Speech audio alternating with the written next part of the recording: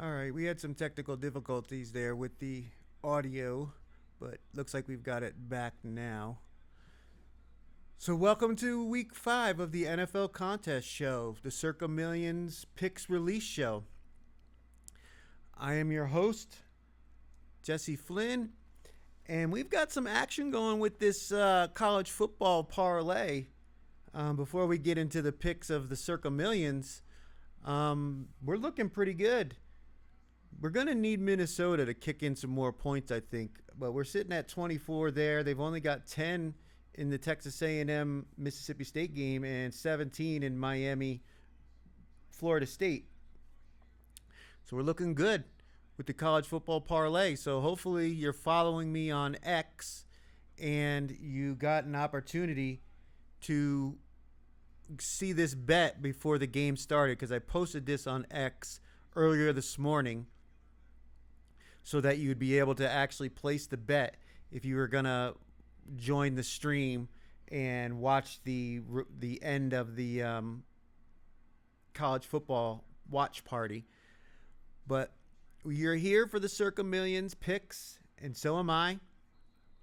We're waiting on the top 5 release. And we've got the top 5 released right now. So let's just move right through this real quick. We've got the winners from the first quarter.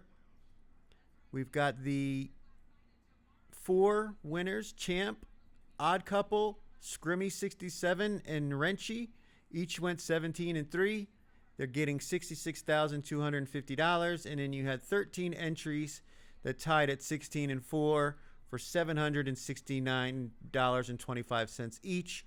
And then obviously the booby prize, 2 and 18 for C Webb, $25,000 for having the worst record in the first 4 weeks. We are in the second quarter now, 5 weeks, 5 through, 5, 6, 7, 8, 9. So 5 weeks. There's 5 paid positions, $150,000 for first. So we're definitely hoping to continue our hot streak after going 5-0 in week 4. The Circa Survivor Contest. We've got some action. This is week 4's results, but we've got some action heading into week 5, as they're predicting about 23% of the field was on the LA Rams, which is going to be catastrophic for they're predicting somewhere over 2,000 entries were eliminated. We'll find out here shortly when they release that. But so we've got some interesting action so far. Same thing with the Grandissimo. We had 3 eliminated last week, week 4, but we've got some action on that one too, as there's talks of a few people being on the Rams in this one. So can't wait to see when they release the selections for those 2 contests. But moving on to the Circa Millions, week 5's lines are up, and we've also got the top 5 selections. So let's go ahead and take a look at this real quick. We have the number 1 pick for week 5 of the Circa Millions is the Los Angeles Chargers, minus 2.5 at over 2,000 entries, 2018. No surprise there. Washington didn't look good last week. They've got Jaden Daniels back, but they're got some injuries on the offensive side of the ball still. Biggest one is Terry McLaurin. And then they've also got 1 or 2 guys out on the defense, and their defense just has not looked very good this year.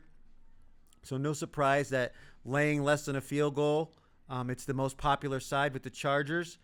I actually was going to go with the Chargers, but my picks this week are mostly contrarian to the money. The sides that were getting the most money, I went contrarian on, I think, 4 out of my 5 picks. And then the 5th one was just one where I was going with the better team in an advantageous situation. So not surprised here with Los Angeles minus 2.5, though they were top 5 the last 2 weeks. Week 3, they were the number 1 pick they covered. Week 4, they were the number 5 pick. They did not cover. Obviously lost straight up to the Giants. And now this week, they are the number 1 pick again, going against the Washington Commanders at home. And there it is. Brett Colson, one of the members of the Gridiron Gamble podcast, had mentioned it earlier the year, and I keep bringing it up. -2.5 is the most popular spread chosen in the history of the Circa Millions contest. It's the most widely chosen one because you're getting a team laying less than a field goal, and most people figure out if the game's decided by 3, I want the side laying less than 3. So glad I got off the Chargers because I did not want to be in the top 5 for this exact reason. This never seems to be a good spot to be in. Number 2, the Detroit Lions. I had an ugly lineup with the Cincinnati Bengals as one of them, but I just couldn't get behind them, man. There's no way with how well the Lions have been historically with Jared Goff and Dan Campbell at covering the spread that even 10 didn't seem like enough. Now, yes, Detroit has cluster injuries with their secondary. They're missing some guys up front on the defensive line, so it looks like they may not have their pass rush. Aiden Hutchinson's been playing out lights out, but they're at home, the Bengals. They do still have Jamar Chase and T. Higgins, 2 of the better wide receivers in the NFL, especially 1-2 punch. And the defense has teeth. I mean, they're healthy. I was looking at the injury report. That team as a whole is healthy. Like, they've got all their starters are still in the lineup. So now we're through that preseason part of the year where teams are going to start getting a little better. Their roles are going to be defined.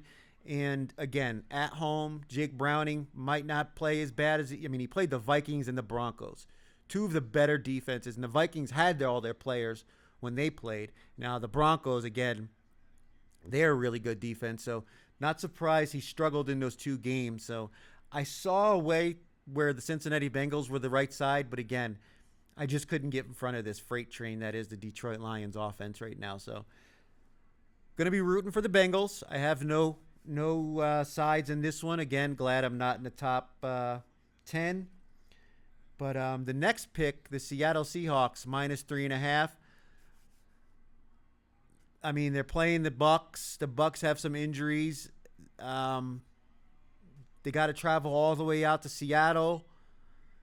Seattle has been playing very well. They have one of the more efficient offenses this year, and the defense has been playing well.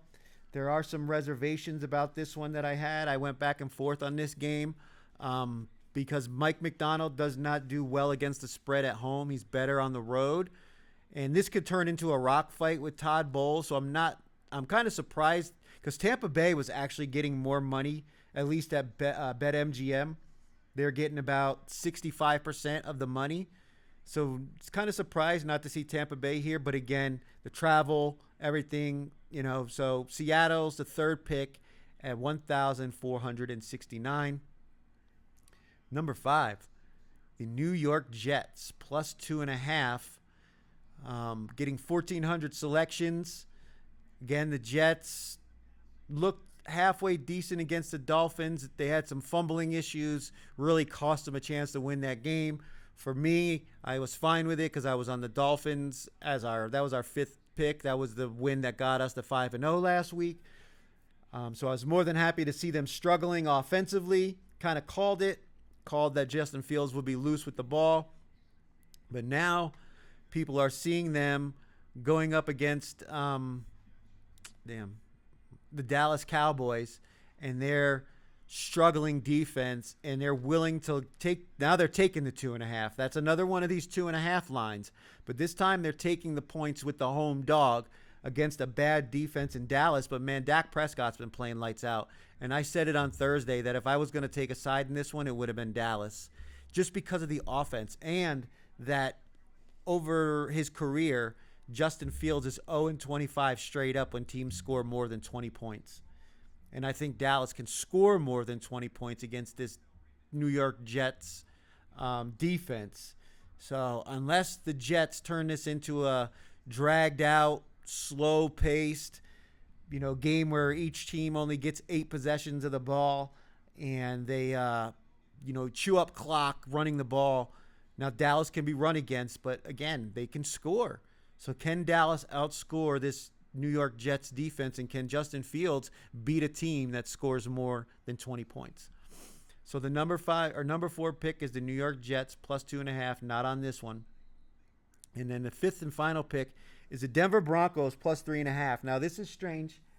I wasn't sure how this was going to go, even though the Philadelphia Eagles right now, according to the Action Network's luck rankings, are by far the luckiest team in the NFL. And the Denver Broncos have been one of the most unlucky teams in the NFL so far this year. And right now, with the luck rankings, it actually gives this particular pick an A grade for their luck rankings with Denver plus 3.5. But the line is actually showing 4.5. So I was kind of, it's moving around, but I was kind of shocked to see this many people on the Broncos, knowing that this is what you would call a stale line.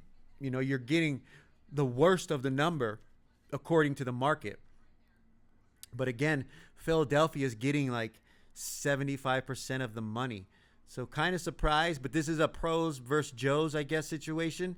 And the Broncos are getting a lot of love with 1,340 selections. So those are our top 5. So let's go ahead and I'll give out what my 5 picks are for this week. Oh, wrong way. So there's the parlay. We're still looking good on that one. So we've got halftime, 17 points, Miami and Florida State. So we are looking good when it comes to that. But so my first pick is the Indianapolis Colts -7. Now, this was the one game where I wasn't taking the side that was getting less money. There has been money coming in on the Raiders from some sharp bettors, from what I've heard through social media with some of these sports book managers. But you can only, you got to take that for what it is. But in this case, the Indianapolis Colts, they're the better team. They're at home. They really should have won that game against the Rams. The Raiders looked good against the Bears defense that was hobbled by injuries, especially along their defensive front. And that's the only reason why I think Austin Gentry and this offensive line was able to get the kind of yards that they were. This was a weakened Chicago Bears defense. That's not what they're going up against with this Indianapolis team. As a matter of fact, their best strength on defense is stopping the run. Geno Smith has played horrible all year. You can't trust him. Max Crosby's banged up, and they lost their left tackle, who the Raiders were averaging double the amount of yardage running behind him as they were the other side of the line. So they lost their best piece to their most successful part of their running game. They lost Myers. He's out for the game. And Brock Bowers is a game-time decision who hasn't practiced all week, hasn't looked good all year, and if he is out there, it's only because they're shorthanded, and he's probably not going to be very effective, to the point where I actually sat him on my fantasy football team for Schultz, just because I don't even know if he's going to play, and if he does, how much is he really going to give you? So I'm willing to lay the full 7 here with the Colts. I think this is a much better team than people are giving them credit for. Their offense ranks like in the top 5 in almost all the offensive statistical categories. So until they prove me wrong, I mean, yes, I was on the Rams last week and we got that win, but that was incredibly lucky. Not only was it incredibly lucky that they even won the game, but incredibly lucky that they actually ended up covering the spread.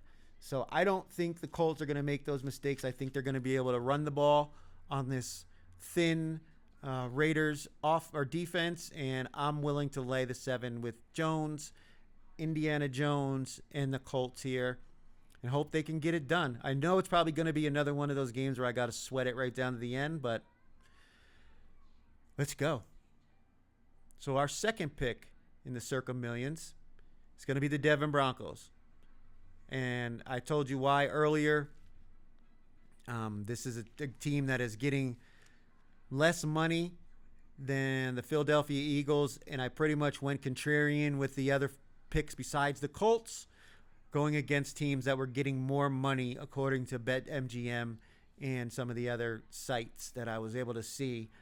And this is that A-plus luck ranking game. So honestly, even though I knew I was getting the stale number here, I'm willing to go and take the Broncos, and hopefully they can knock off this Philadelphia Eagles team that's 4-0. They've won, I think, 20 of their last 21 games straight up, but they've just been so incredibly lucky, and they haven't really looked very competent on offense. They've been like less than 200 yards passing a game, and now they're going up against one of the better defenses, especially their secondary. They can rush the passer and stop the run. Yeah, I like the Broncos here. So for all those reasons, even though I know we're in the top 5 in this one, I'm willing to ride with the Broncos and Bo Nix. So my second selection for Week 5 is the Broncos plus 3.5. Next up, another one of the top 5s.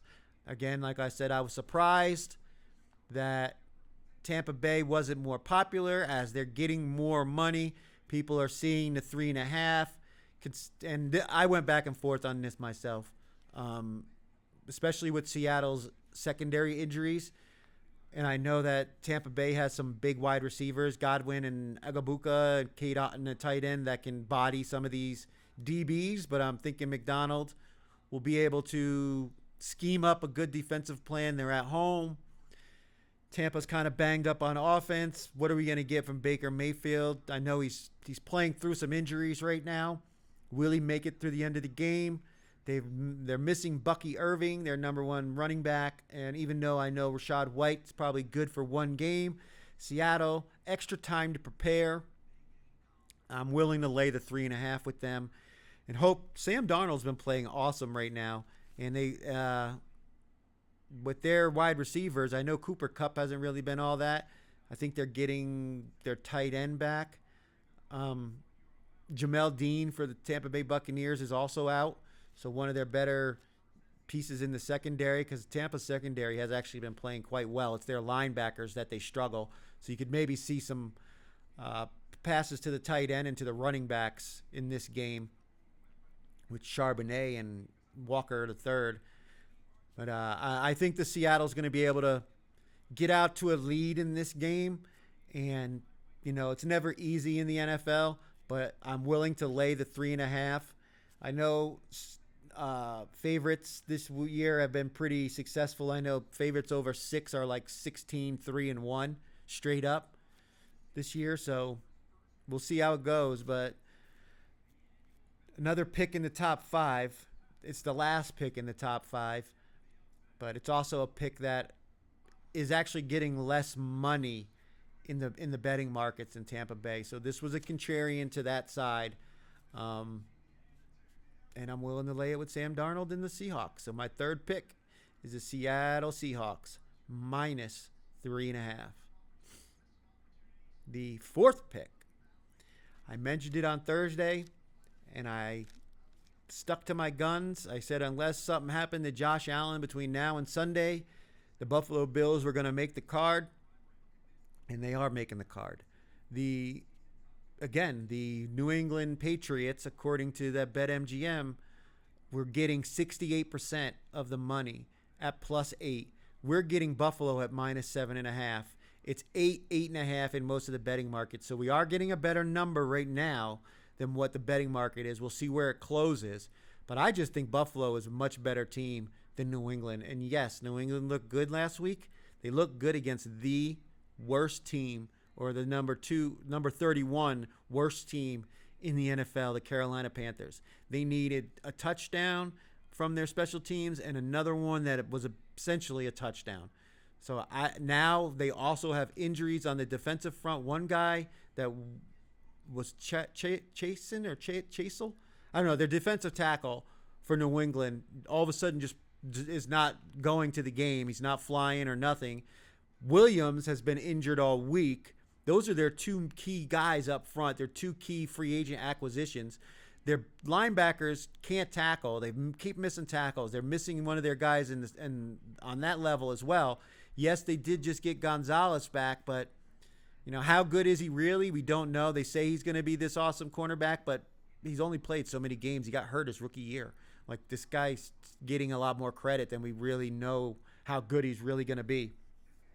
And this Buffalo offense is just dynamic. You don't see anything like them. Now, Milano and Ed Oliver on defense for Buffalo are question marks, but if those two are also playing, that just gives them even more pieces to their defense. That hasn't been the best, but in this situation, I think the Buffalo offense is going to be scoring touchdowns and putting the pressure on New England, where they're going to have to maybe abandon their running game and have to throw the ball, and that's what they want, because the Buffalo Bills, they play a lot of like nickel, and they only rush 4. They don't blitz. They drop 7 into coverage, and if you're going to put New England into a pretty much throwing situation for most of the game, that just plays into Buffalo's defensive scheme, and it just gives you even more opportunities for turnovers, which their offense can turn into points. So I am going with Josh Allen playing in their all white iced out uniforms at home against a New England team I think is getting too much credit for one good game against a very bad team, and I rank Buffalo as the number 1 team in the NFL. So I think they're going to win. If you think a team's going to win, you have to believe they're going to cover. I think they're going to cover. So my 4th pick for Week 5 of the Circa Millions contest is the Buffalo Bills minus 7.5. So the 5th and final pick is the Jacksonville Jaguars plus 3.5. Another game I went back and forth on. The Kansas City Chiefs are by far getting the most money. It's nearly 80-20 money for the Chiefs than Jags. And this number is still sitting at 3.5. Why? Because the Kansas City Chiefs don't blow teams out. They do not blow teams out. Even when they win, other than like last week, they win by like 3 points or less, man. It doesn't, they're not really that team that's known for, being this offensive juggernaut. And you've got a Jacksonville Jaguars team that can run the ball. They've been running very well. ETN leads the league in yards against the Kansas City Chiefs defense that can be run against. And we're going to have to see some improvement by their receivers for Jacksonville with Brian Thomas's drops. And we're going to need to see some more from Travis Hunter, but I think they've got it in them. And this is a big game for Jacksonville. They're at home. It's in prime time. The teams that they've beaten so far this year haven't really been the stiffest of competition, while the Chiefs have played one of the more difficult schedules. So this is a real litmus test for the Jags to see where they actually stand. I think you're going to get their best foot forward. I like the 3.5. I believe this will be a low-scoring, tight game, and even if Jacksonville loses, I don't believe they're going to get blown out. So I think this could be a 3-point game, but I really think the Jags can pull off the upset.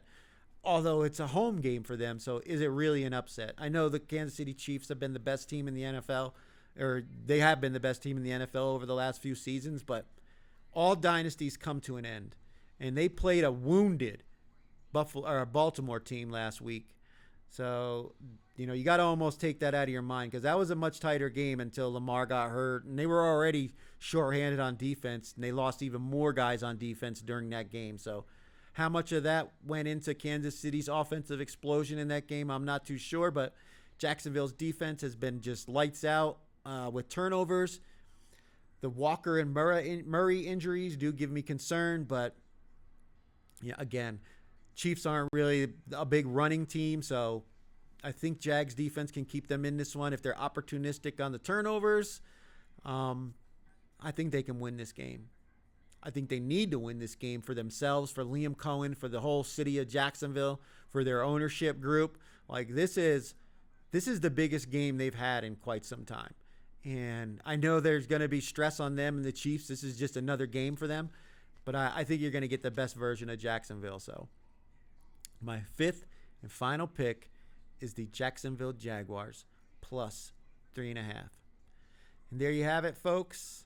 Those are my 5 picks for week 5 of the Circa Millions contest. We've got the Jacksonville Jaguars plus 3.5, the Buffalo Bills minus 7.5, the Seattle Seahawks minus 3.5, the third most popular pick in the contest, the Denver Broncos plus 3.5 on the road against Philadelphia, the number 5 most popular pick in the contest.